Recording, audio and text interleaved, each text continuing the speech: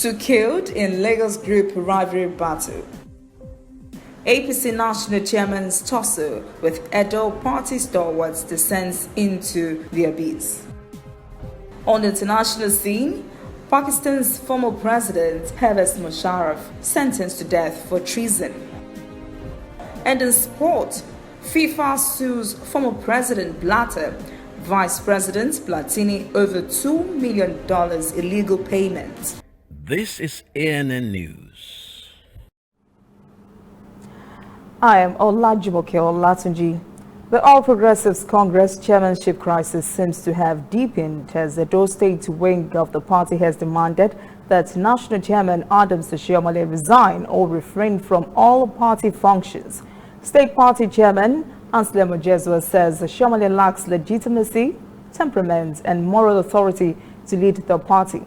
Ojezua was addressing a World Press Conference in Benin City where he said the fact that Oshiomhole has been suspended as a member of the party means he has lost the legitimacy to act in any capacity in the party. He said any actions taken henceforth by Oshiomhole, either by signing documents or presiding over meetings, would now be meaningless because, as he put it, his membership is compromised. Ojezua has called on Oshiomhole to, quote, do the honorable thing and resign. Many shop and business owners in the Surulere area of Lagos were victims of a rivalry battle between two area groups on Sunday. 2 persons were murdered in the battle and 75 suspects were arrested. Police say the scuffle, which continued until Monday, involved a revenge mission by a large group of hoodlums who stormed the area with cutlasses, bottles, and other dangerous weapons. Police say the hoodlums destroyed more than 20 shops and vandalized vehicles. Law enforcement officials say the suspects would be charged. The police command says it has intensified patrols and surveillance in the affected areas. The federal government says more than $400 billion has been laundered and stashed abroad by corrupt leaders in the country in collusion with their foreign accomplices. The government even pointed fingers at multinational companies. Attorney General and Minister of Justice Abubakar Malami discussed this in the United Arab Emirates while addressing the 8th session of the Conference of State Parties to the United Nations Convention Against Corruption.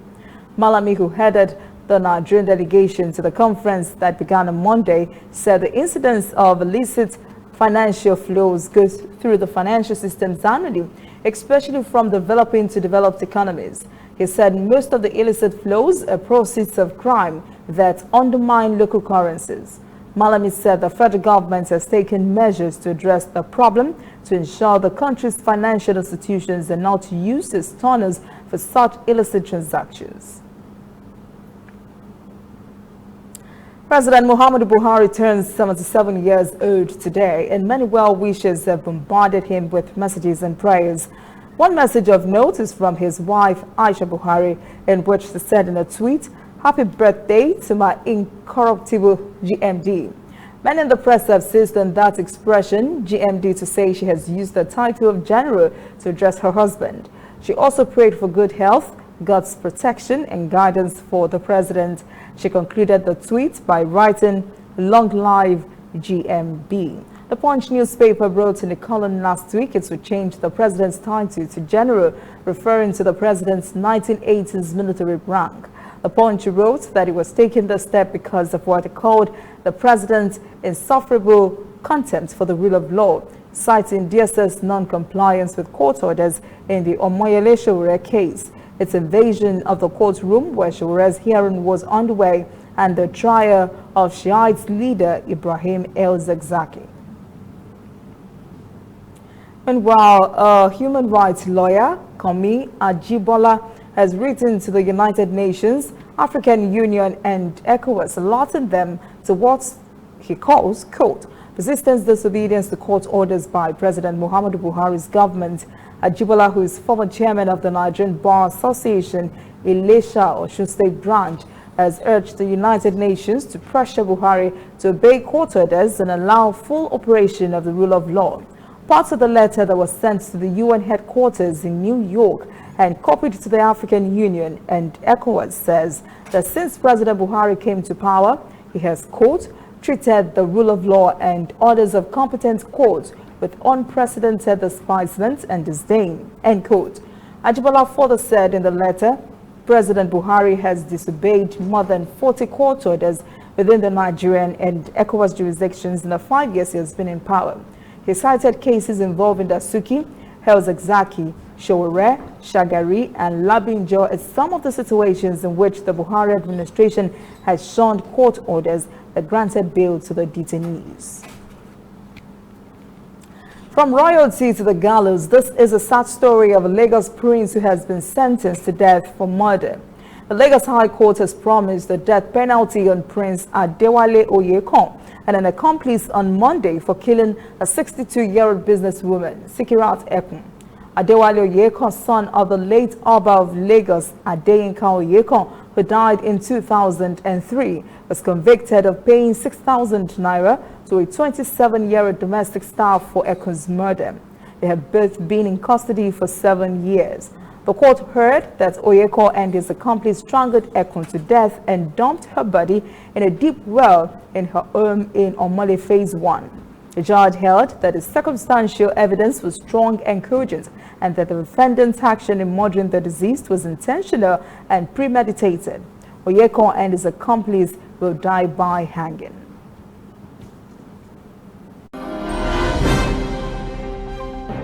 Coming up, African stories. Ebola resurfaces in DRC after deadly attacks on responders. And later, international news. Pakistan's former president Pervez Musharraf sentenced to death for treason. In late November, the World Health Organization scaled back Ebola response in the Democratic Republic of the Congo following deadly attacks on Ebola response teams. Now there is a resurgence of the deadly disease, and Chris Okamringa has the details. The fight against Ebola in the DRC has been set back by an attack that occurred in Ituri province late last month. 4 healthcare workers were killed in Biakato mines, prompting aid agencies to suspend operations. Congolese officials say they have stepped up the protection of patients and healthcare workers in those areas. The problem of insecurity will be resolved with the number of soldiers we are bringing there, and also the measures, security measures we will introduce around the Ebola treatment center. The attack has led to a resurgence of new cases. Most of the cases are linked to an individual who contracted the disease for the second time this year. This case is related to the guy who was a survivor, but we don't know how this guy was infected. Maybe it's a resurgence of his first infection. Yes.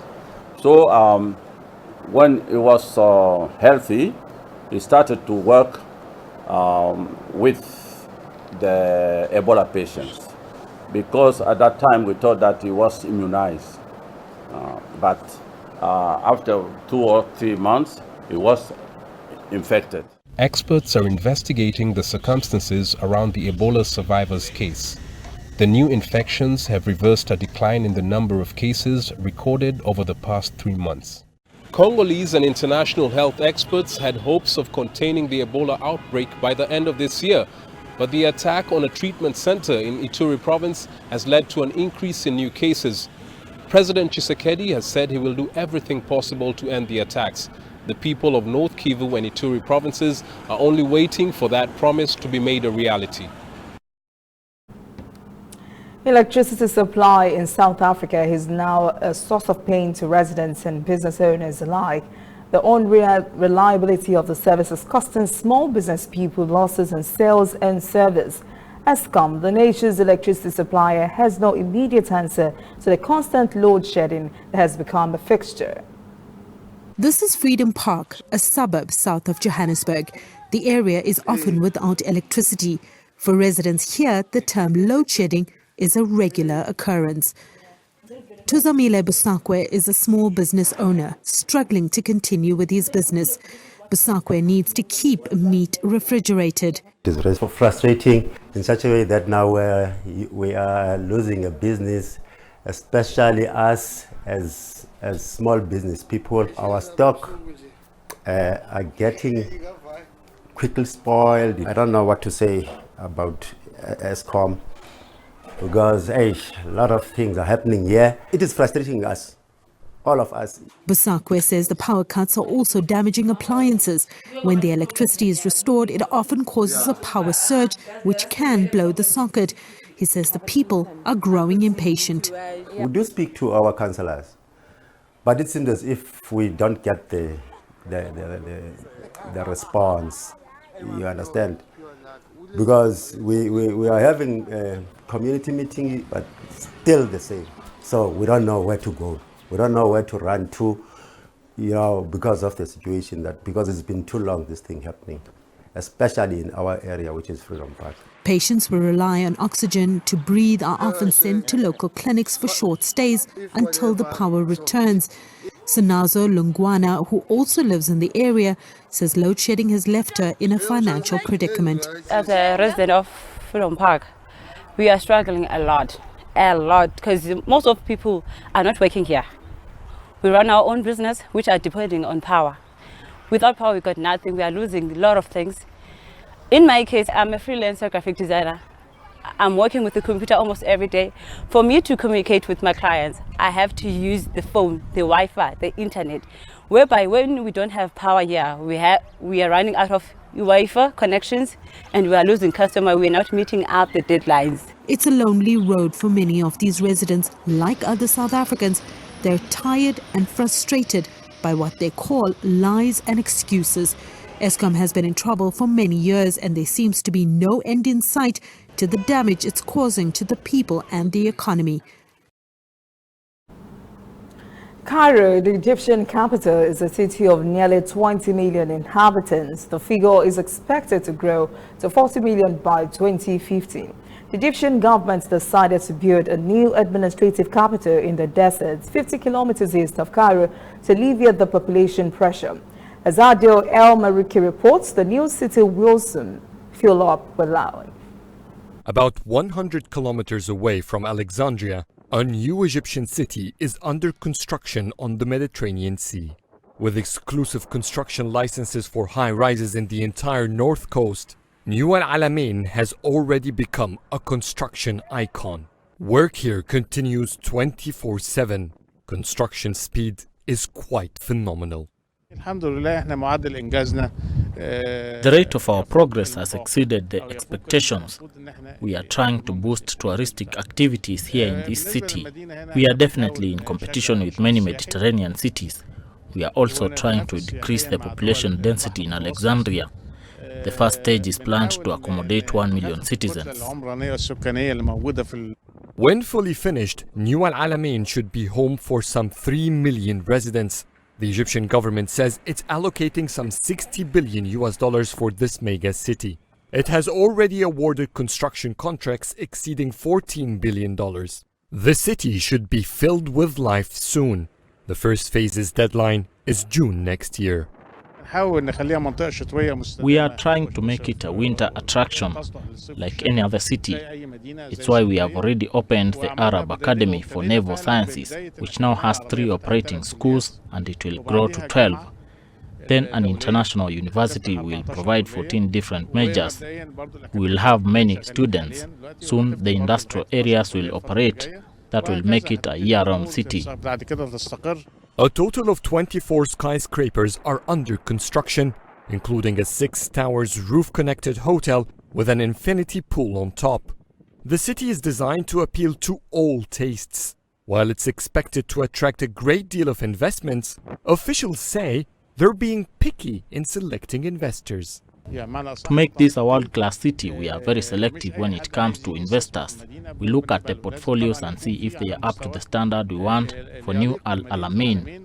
For starters, we are focusing on investors interested in education, healthcare and tourism. Built right next to the historic tombs of Al Alamein, the new city will have more than 15,000 hotel rooms available for its visitors.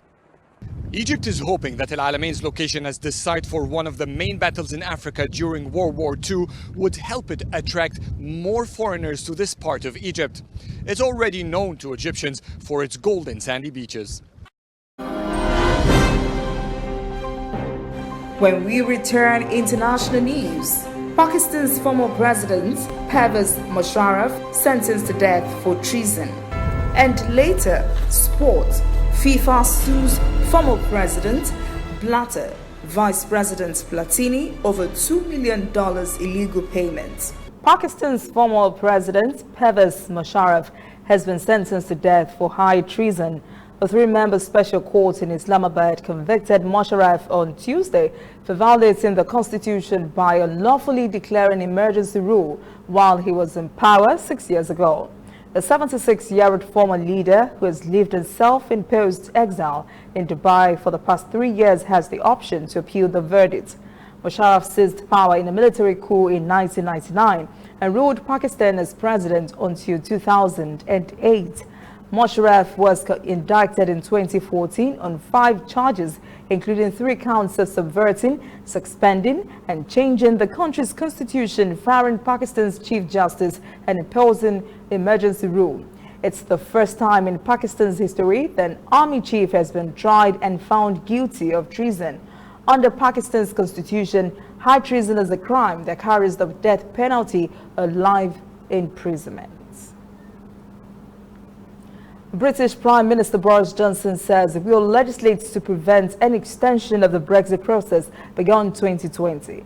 Reports say under his plan, Johnson would need to strike a trade deal with the European Union in 11 months by enshrining in law his campaign promise not to extend the transition period beyond the end of 2020. Johnson cuts the amount of time he has to strike a trade deal to 11 months from nearly 3 years. Johnson's spokesman has said the laws needed to enact Brexit will be put before Parliament on Friday. The bloc's chief Brexit negotiator, Michel Barnier, has warned that 11 months is not enough time to strike a comprehensive trade deal. Analysts say if the UK and the EU fail to strike a deal on their future relationship and the transition period were not extended, then trade between the two would be on World Trade Organization terms. Boeing aircraft manufacturer says it will stop further production of its best-selling 737 MAX jetliner from next month after massive fallout from 2 fatal crashes of the now-grounded aircraft will now drag into 2020. Boeing says it will not lay off any of its roughly 12,000 employees during the production freeze, though it is expected the move could have repercussions across its global supply chain and the U.S. economy. This decision came after the Federal Aviation Authority administration refused to approve the jet's return to service before 2020 and delivered what was seen as a public rebuff to Boeing's hopes of moving faster. The 737 MAX has been grounded since March after 2 crashes in Indonesia and Ethiopia killed 346 persons within 5 months. Copacabana Beach in Brazil is one of the most frequented beaches in Brazil. It attracts millions of visitors each year. The rising sea levels are swallowing this famous tourist attraction, and Latricia Francio has the story. Melting glaciers seem far away from Copacabana, the world's renowned crescent-shaped beach that has inspired songs, films, and musicals. But 42-year-old fisherman Cesar Cardoso says the beach has been shrinking before his eyes. It was much wider when I was younger, with lots of sand. Now you just need to take a few steps to reach the sidewalk. According to a recent UN report, sea levels are expected to rise around a meter or more by 2100. A bleak future for coastal inhabitants and ecosystems. The shrinking of Copacabana is just one example of what is happening in several beaches across Brazil. But many wonder what is next if the sea level continues to rise. Oceanographer David Z says he's worried about the effects of climate change on Rio de Janeiro right now. In the 80s, we had one devastating storm surge per year, but in the 90s, we had at least 2 per year. Since the beginning of this century, we've seen at least 4 every year. Z says that without a contingency plan, such as replenishing beach sand and constructing barriers and break walls, the consequences will be catastrophic. People who live near the waterline will be affected by the erosion of the beach and by the destruction of sidewalks and streets. They might have to move. Meanwhile, Cesar Cardoso says he hopes not to see that happen because his livelihood and the future of one of the city's main tourist attractions could literally disappear. Up next, sports. FIFA sues Blatter, Platini over $2 million illegal payments. Please stay with us. The Confederation of African Football, CAF, has won a legal battle against Laundered Sports over its decision to scrap a $1 billion television and marketing rights deal with a France-based company. CAF cancelled the deal last month in the wake of separate judgments of breach of competition rules. Laundered vowed to defend its agreements, which was set to run from 2017 to 2028 rather. CAF confirmed the International Chamber of Commerce rejected an application for emergency measures lodged by the sport company. World governing body FIFA has sued its former president Sepp Blatter and its former chief of Europe's Soccer Federation, Michel Platini, to reclaim an illegal payment of $2 million. FIFA found claims in relevant Swiss courts to seek the money after its governance committee decided it was legal for both men to refund the money. FIFA banned both men from any soccer-related events for 6 years, following investigations into how Blatter, who ran the organization for nearly 2 decades, paid the cash to former French national team star Platini. Blatter and Platini had previously denied wrongdoing, saying the payments fulfilled a verbal contract between the pair for services Frenchmen provided to FIFA from 1998 to 2002.